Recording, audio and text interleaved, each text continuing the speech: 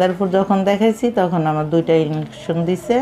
তার কারণ প্রথমটা দেওয়ার পর একটু ব্যথা কম ছিল, দ্বিতীয়টা দেওয়ার পরে আমি আর হাঁটতে পারি নাই, এক হিসেবে অচল হয়ে গেছিলাম। অচল হয়ে গেছে। আজকে যে আমরা 5টা সেশন দিলাম, এখন আপনি হাঁটা চলা আগের মতো স্বাভাবিক? একটু ব্যথা আছে, মানে ওনার হালকা একটু ব্যথা আছে, কিন্তু আল্লাহর রহমতে অনেকটা সুস্থ আছি।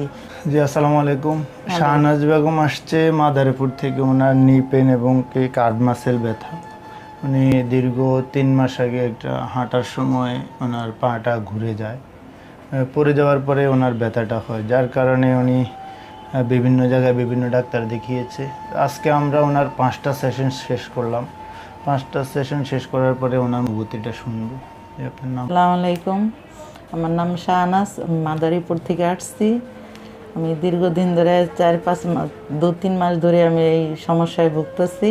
অনেক জায়গায় ডাক্তার দেখাইছি, আমার ভালো হয় নাই। মাদারীপুর দেখাইছি একজনকে, তাই আমার পায়ের কন্ডিশন অনেক খারাপ হয়ে গেছিল। তার জন্য আমি একজনের পরামর্শতে ঢাকা আসছি। আইসা তার ট্রিটমেন্টে আল্লাহর রহমতে আমি ভালো আছি। এই মাদারীপুর যখন দেখাইছি তখন আমার 2টা ইনজেকশন দিছে।